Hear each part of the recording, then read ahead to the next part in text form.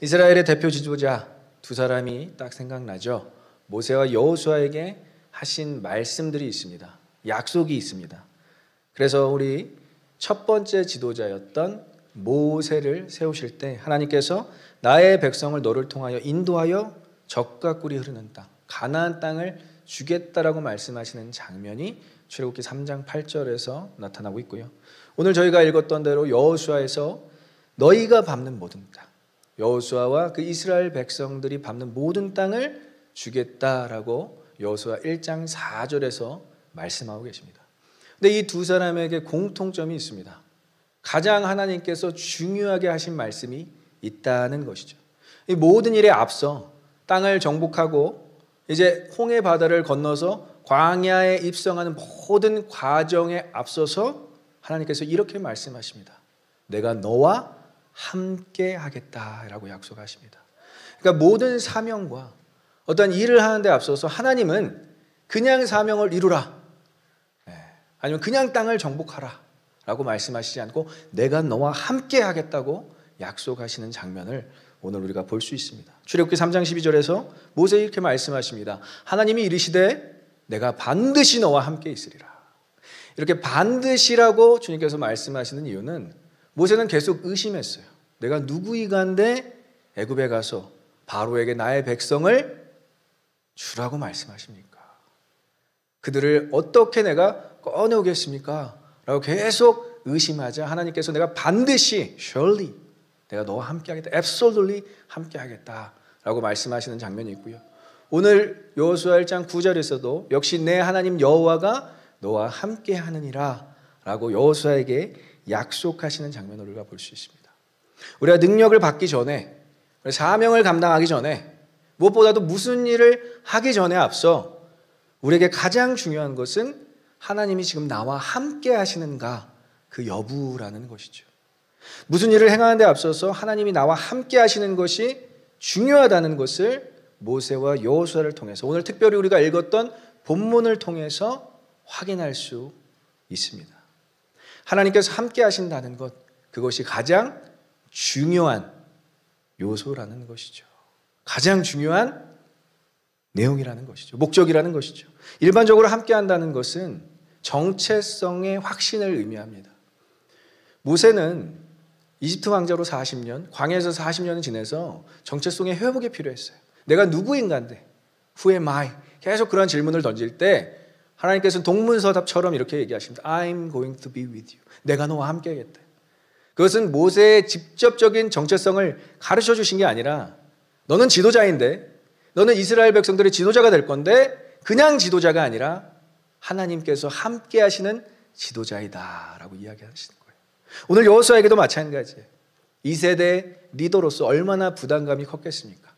근데 여호수아는 물어보지 않아요. Who am I? 내가 누구간데 이런 말을 물어보지 않지만 주님께서 그의 두려움을 아시고 I'm going to be with you, 동일한 말씀을 선포하세요. 우리의 삶도 마찬가지입니다.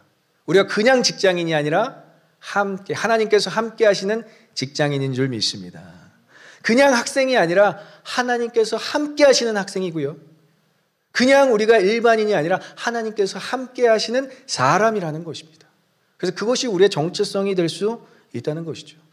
그리고 하나님께서 함께 하신다라는 것은 이제 함께 결정하고 함께 살아가는 것을 의미해요.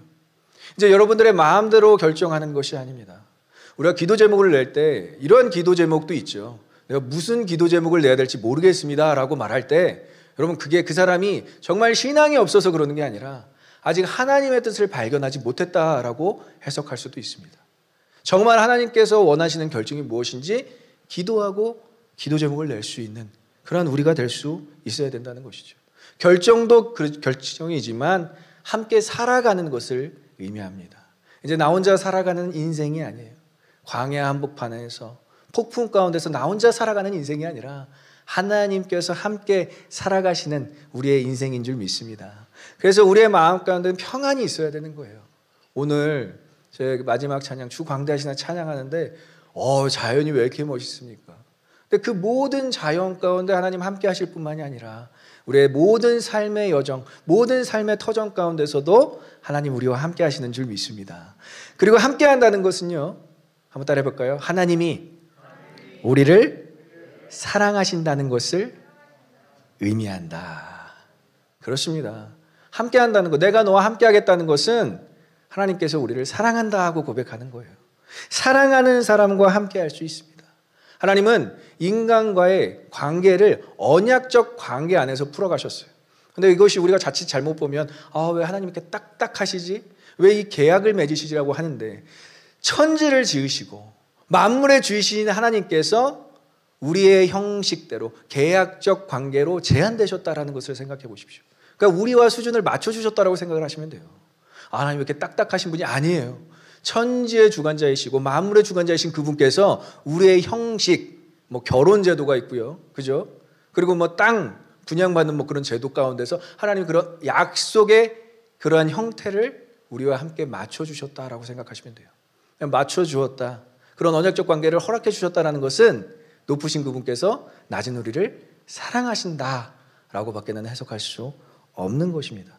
그래서 언약적 관계는 여러분 사랑하는 관계예요. 부부도 마찬가지예요. 부부에게도 이런 언약 약속이 없으면요 굉장히 함께 살면서 흔들릴 수가 있어요. 하지만 우리가 어떠한 약속을 했는지 생각해보자 한다면 부부의 관계는 그렇게 쉽게 깨질 수 없다라는 것이죠. 저는 이렇게 함께 한다라는 의미를 생각하면서 오버플로잉 교회를 한번 묵상해봤습니다. 우리 오버플로잉 교회가 몇 년 됐죠? 벌써 10년이 돼서 이제 11년 차 됐습니다. 모든 것이 하나님의 은혜입니다. 그런데 우리 오버플로잉 교회가 이렇게 10년 동안 함께 할 수 있었던 것은요, 하나님께서 물론 우리를 사랑하시는 것도 있지만 여러분들이 사랑하는 것을 포기하지 않아서예요. 여러분들 서로가 그 사랑을 유지해 왔기 때문인 줄 믿습니다. 그래서 하나님께서 우리에게 허락하신 공동체를 사랑하는 분들 때문에 이 공동체가 10년 동안 유지될 수 있었다라는 것이죠. 우리 사랑은 표현하는 거라고 얘기했습니다. 우리 조금 오늘 인사가 많죠. 오늘 이렇게 대면 예배 오랜만에 드리니까 우리 마음껏 표현해 보겠습니다. 옆 사람을 보면서 사랑합니다. 한번 고백해 볼게요. 사랑합니다. 축복합니다. 진심이었으면 좋겠어요. 그냥 하는 이야기가 아니라 우리가 10년, 20년, 30년 앞으로도 계속 사랑하는 공동체가 되기를 간절히 소망하고 축복합니다. 아멘이 별로 없네요. 다시 한번 우리가 계속 10년, 20년, 30년 계속 사랑하는 공동체가 되길 간절히 소망하고 축복합니다. 이것이 바로 함께 할 수 있는 의미인 거예요. 함께 한다는 의미인 거예요. 그래서 이스라엘 민족의 위대한 지도자 모세, 일대 지도자인 모세가 죽음을 맞이했을 때 이스라엘 백성들 모두가 다 영적, 정신적 침체에 이르게 됩니다. 그 이유는 모세가 너무 탁월한 사람이었다라는 거예요. 신명기 34장 10절로 12절에 모세에 대해서 이렇게 평가하고 있습니다. 우리 같이 읽어보겠습니다. 그 후에는 이스라엘 모세와 같은 선지자가 일어나지 못하였나니 모세는 여호와께서 대면하여 아시던 자요 여호와께서 그를 애굽 땅에 보내사 바로와 그의 모든 신하와 그의 온 땅의 모든 이적과 기사와 모든 큰 권능과 위엄을 행하게 하심에 온 이스라엘의 목전에서 그것을 행한 자이더라. 모세를 이렇게 신명기 기자가 평가하고 있어요. 모세와 같은 사람이 없었다라는 거. 특별히 10절에서 하나님과 얼굴을 대면하여 알던 자요.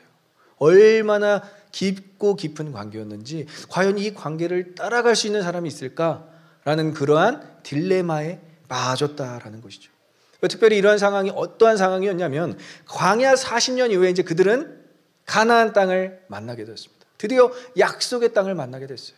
그런데 자신들이 이제 약속의 땅을 들어가는 데에 앞서 너무 신뢰하였던 지도자 모세가 죽음을 맞이하게 되는 것입니다.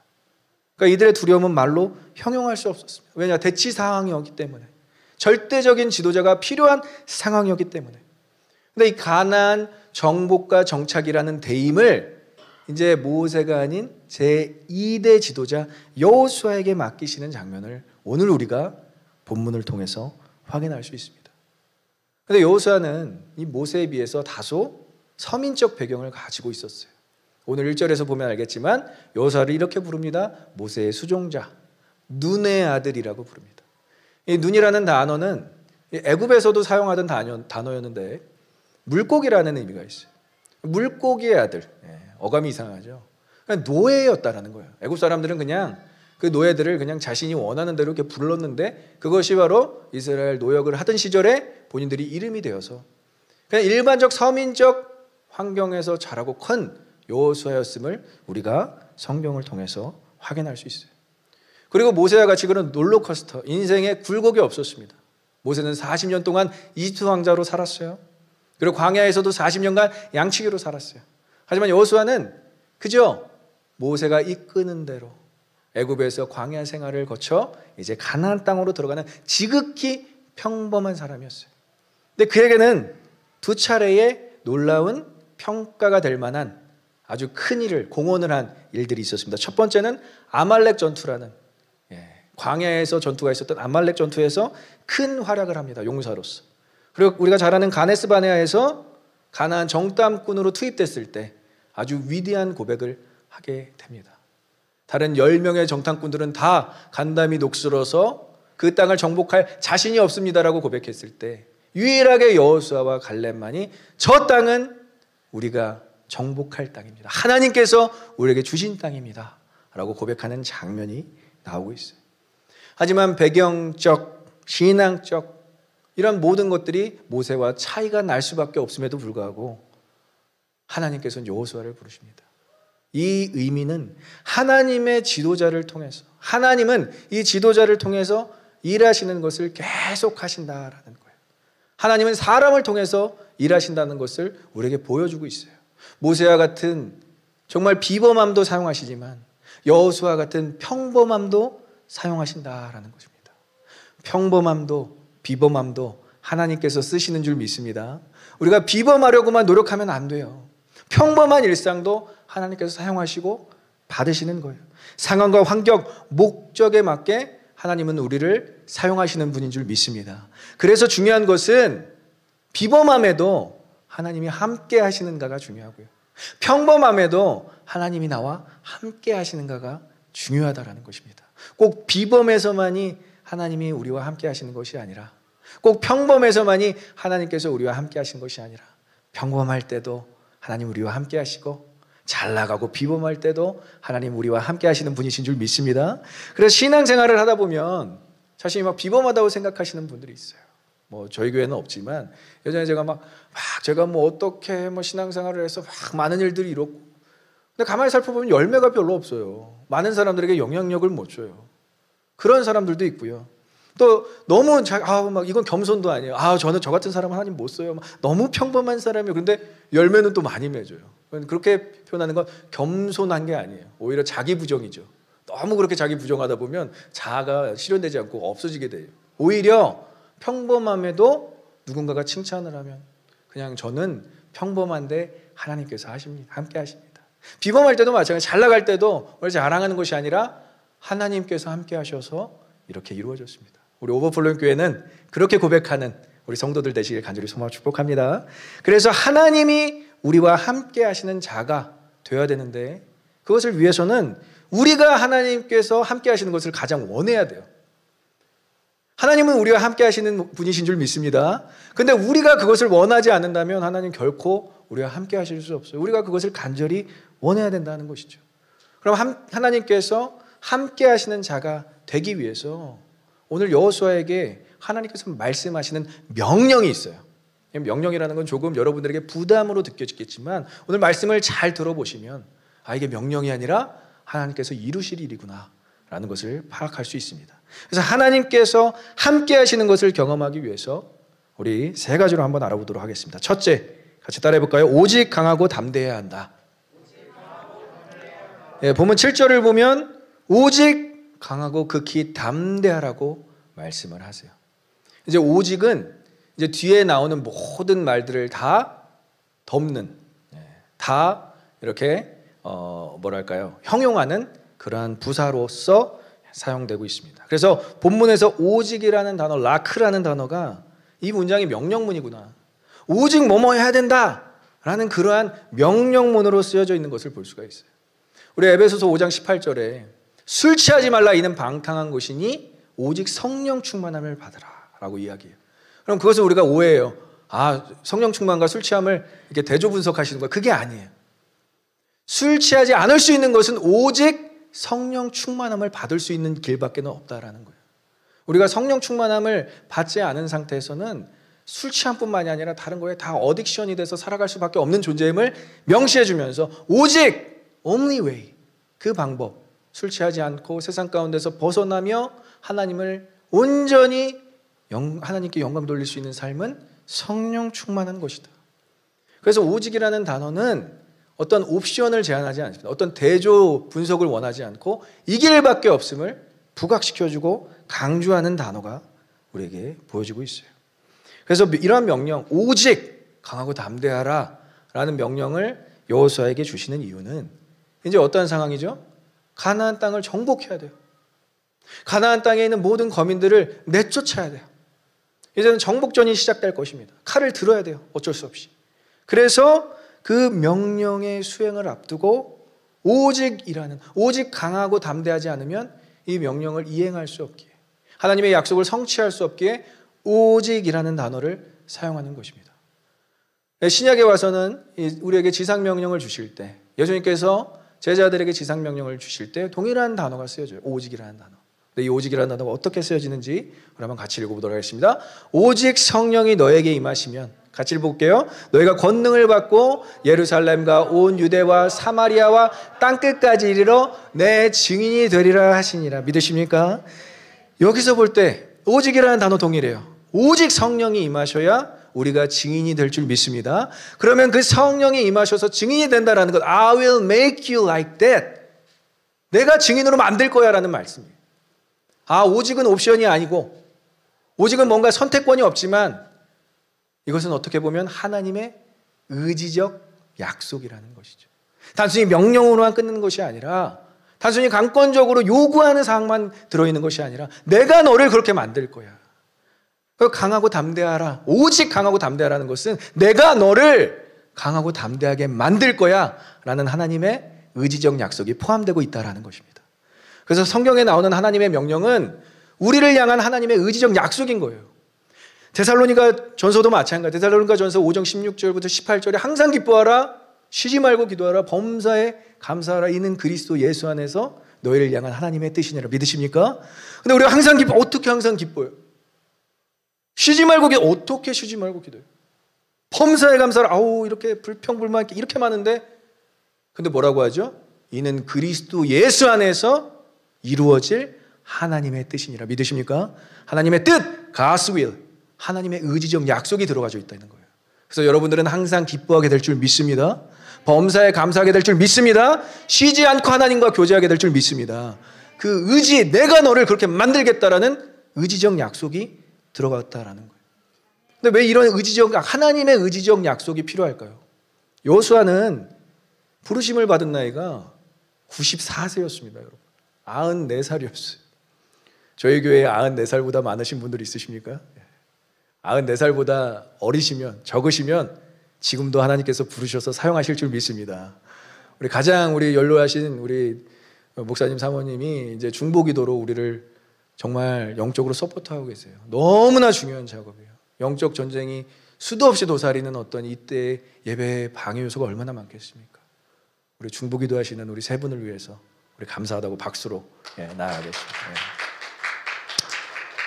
감사한 거예요. 이 부르심의 순종함으로 이제 다음 세대를 위해서 눈물로써 기도해야 되는데, 이것이 어떤 작은 사명이 아니라는 거예요. 가장 큰 사명이라는 거예요. 여호수아가 부르심을 받은 나이가 94세였어요. 모세는 80세 때 부르심을 받았어요. 창창할 나이. 그래도 여호수아보다는 창창할 나이. 아니, 이왕 부르실 거면 아말렉 전투 때 여호수아가 54세였습니다. 얼마나 기력이 왕성했겠어요. 모든 일을 할 수 있는 나이죠. 가네스 바네아에서 정탐꾼으로 나아갈 때도 55세였습니다.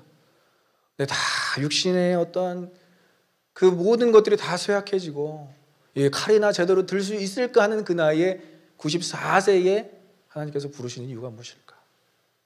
여호수아를 하나님께서 함께 하심으로 여호수아를 나타내고 드러내는 것이 아니라 하나님이 나타나고 하나님이 드러나시기 위해서 여호수아를 부르신 줄 믿습니다.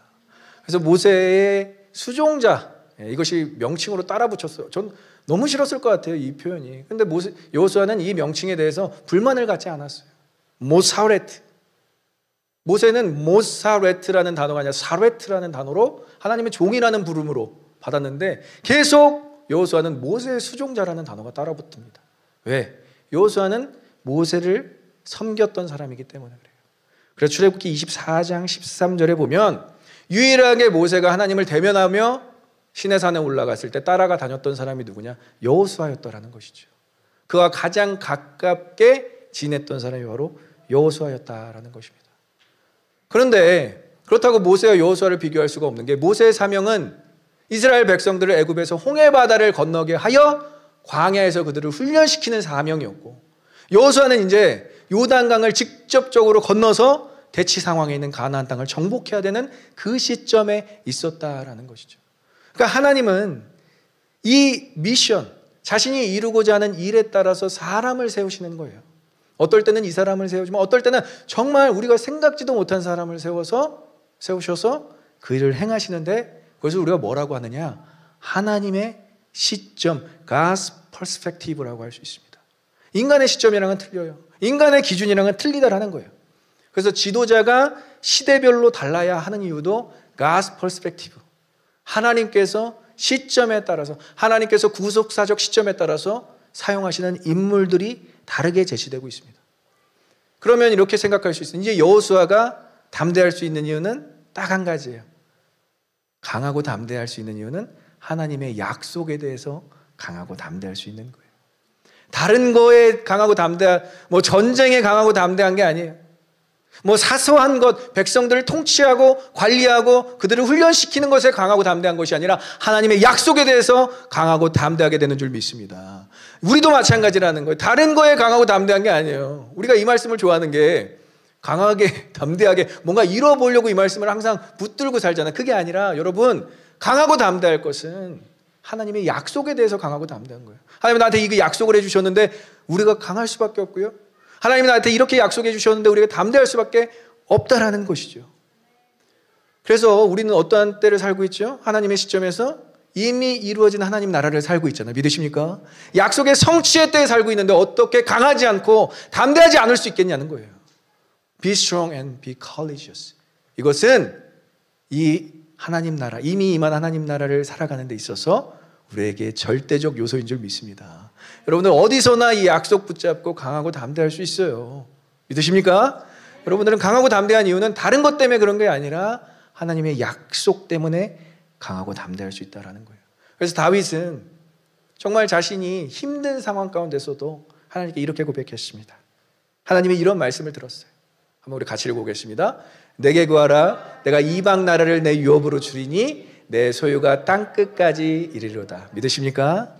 다윗은 이 말씀으로 하나님께 위로받았어요. 우리가 강하고 담대하게 구할 것은 구해야 할 줄 믿습니다. 이 유업이라는 것, 이방 나라를 주겠다는 것은 단순히 재산, 재물, 많은 땅을 의미하는 게 아니라 이제 신약 시대에서는 우리를 통해서 구원받는 백성들을 의미하고 있어요.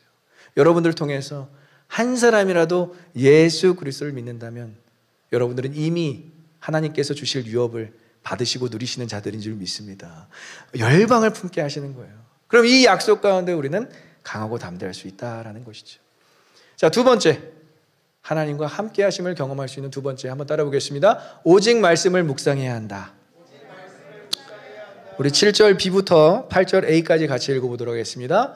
나의 종 모세가 내게 명령한 그 율법을 다 지켜 행하고 우로나 좌로나 치우치지 말라. 그리하면 어디로 가든지 형통하리니 이 율법책을 내 입에서 떠나지 말게 하며 주야로 그것을 묵상하여. 가나안 땅을 정복하기 위해서만 이스라엘 백성들을 부르신 게 아니에요. 어떠한 사명, 어떠한 미션을 이루기 위해서만 여러분들을 부르신 게 아니라 하나님은 여러분들과 교제하고 싶어서, 여러분들과 교제하기 위해서 여러분들을 부르신 줄 믿습니다. 이스라엘 백성들도 마찬가지예요. 가나안 땅을 정복하고 정착하고 그것에만 급급한 것이 아니라 이제 정착할 땅에서 나와 함께 교제하자, 이 목적으로 이스라엘 백성들을 부르셨다는 것이죠. 그럼 하나님이 함께 하시는 것을 경험하는 유일한 방법, 오직 말씀을 묵상해야 할 줄 믿습니다. 오직 말씀을 묵상하는 거 너무나 중요한 거예요. 여기서 말씀을 묵상하되 그 율법을 다 지키되 뭐라고 얘기하냐면 좌로나 우로나 치우치지 말라고 이야기해요. 타스루. 이 타스루라는 단어는 조금 원어적으로 번역을 더 깊게 하면 돌아서다라는 의미를 갖고 있어요. 그러니까 그냥 말씀을 떠나서 잠깐 좌로 치우치는 정도가 아니라, 말씀을 떠나서 잠깐 우로 치우치는 게 아니라 말씀에 돌아서서 우쪽으로 가는 거예요. 말씀으로 돌아서서 좌로 붙는 거예요. 그러니까 우리가 뭐 좌판이 우판이 막 나누면서 뭐 어떻게 뭐 너는 좌파가 될, 어떻게 너는 그 정도의 차원이 아니라 완전 말씀을 등지고 우쪽으로, 완전 말씀을 등지고 좌쪽으로 가는 것을 의미해요. 그래서 뭘 의미하죠? 아담과 하와가 자신들의 선악을 판단했던 그것을, 그 죄를 의미하고 있어요.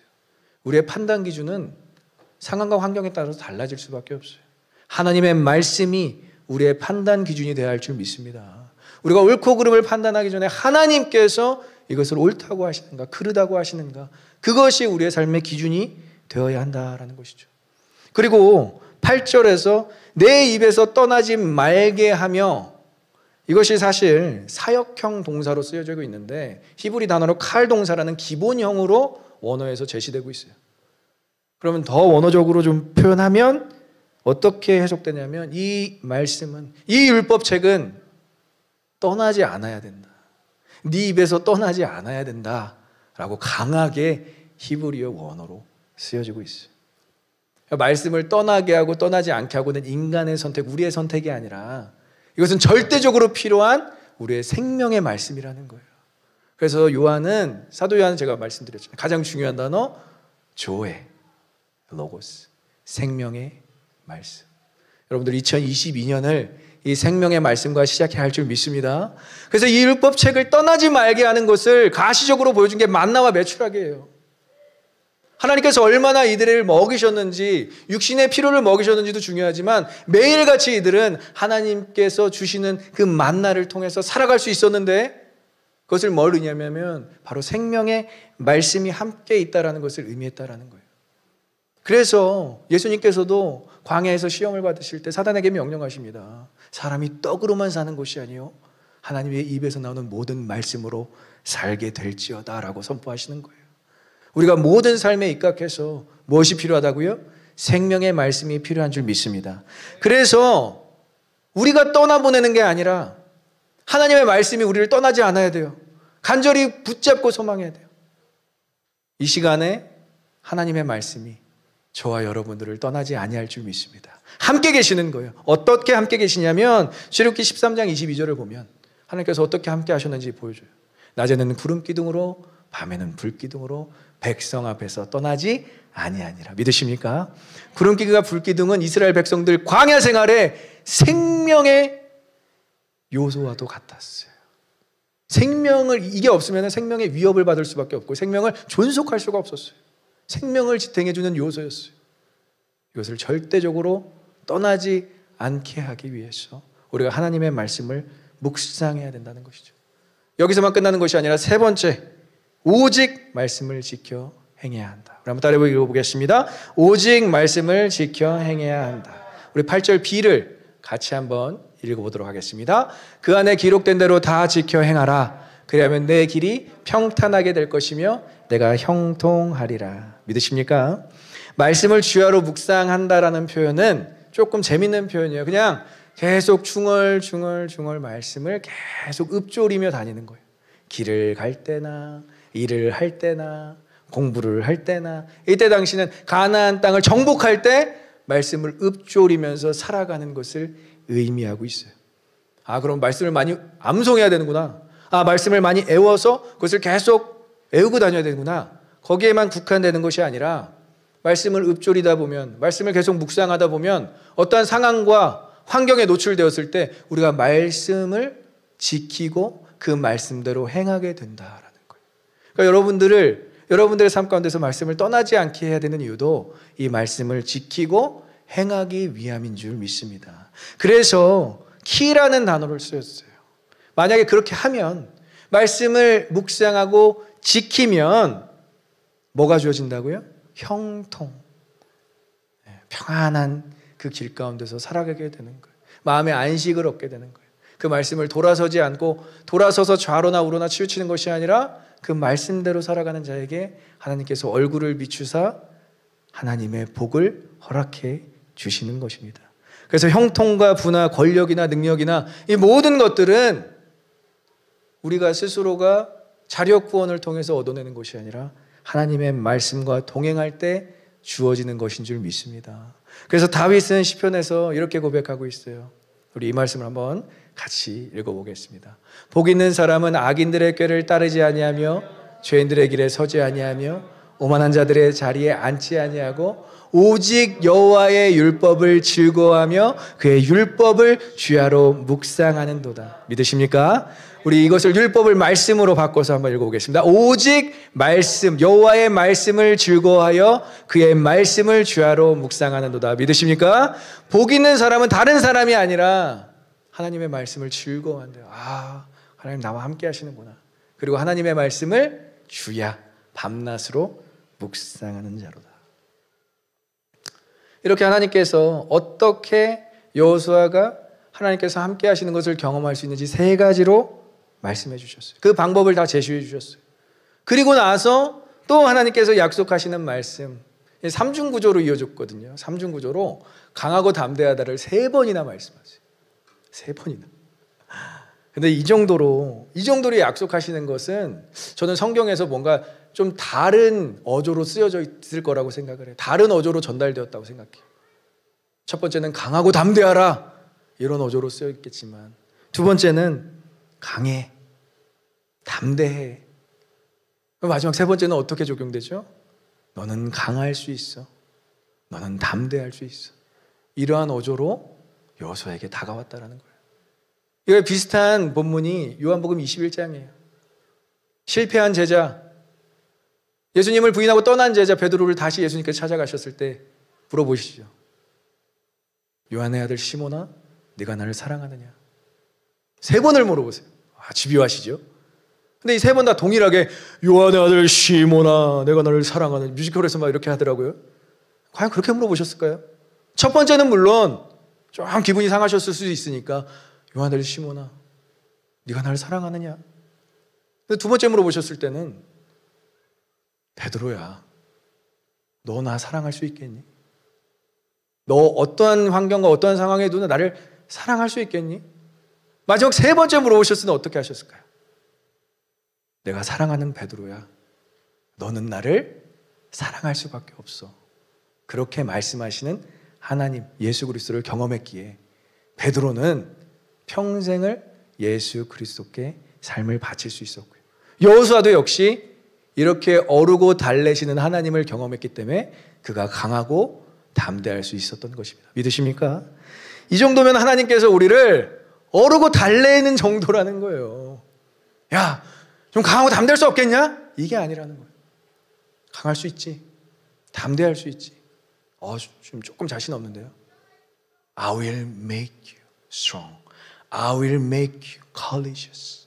주님께서는 그렇게 만드시겠다고 의지적 약속을 우리에게 하시는 분이시라는 거예요.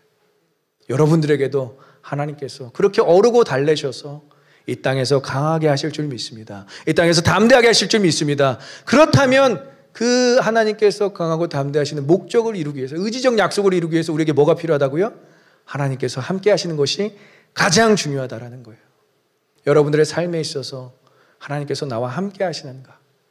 강하고 담대하기 전에, 무슨 일을 이루기 전에, 어떤 사명을 우리가 정말 어떠한 큰 목적을 이루기 전에 하나님이 나와 함께 하시는가? 그것을 꼭 여러분들께서 질문해 보셨으면 좋겠어요. 그래서 우리 9절 한번 다시 한번 읽어보겠습니다. 하나님께서 여러분들에게 약속하시는 말씀이십니다. 그러면 큰 소리로 읽어보겠습니다. 강하고 담대하라. 두려워하지 말며 놀라지 말라. 내가 어디로 가든지 내 하나님 여호와가 너와 함께 하느니라 하시니라. 믿으십니까? 하나님께서 여러분들과 함께 하시는 줄 믿습니다. 우리 마지막으로 한번 옆 사람들과 인사해 보겠습니다. 하나님, 당신과 함께 하십니다. 하나님, 당신과 함께 하십니다. 이 믿음으로 우리는 살아낼 수 있다는 거예요. 제가 참 좋아하는 표현이라고 말씀드렸죠. 한번 따라해 볼까요? 하나님은 우리에게 복을 주시려고 작정하신 분이다. 믿으십니까? 어르고 달래고 강하고 담대하게 만드시는 이유는 다른 목적이 아니에요. 아까 말씀하셨잖아요. 너의 길이 형통하게 하기 위해서. 너의 길이 평탄하게 하기 위해서, 네가 하나님을 누릴 수 있도록, 하나님의 말씀을 즐거워할 수 있도록 내가 너와 함께하겠다. 너는 강하고 담대하게 될 것이다 라고 말씀하시는 것이죠.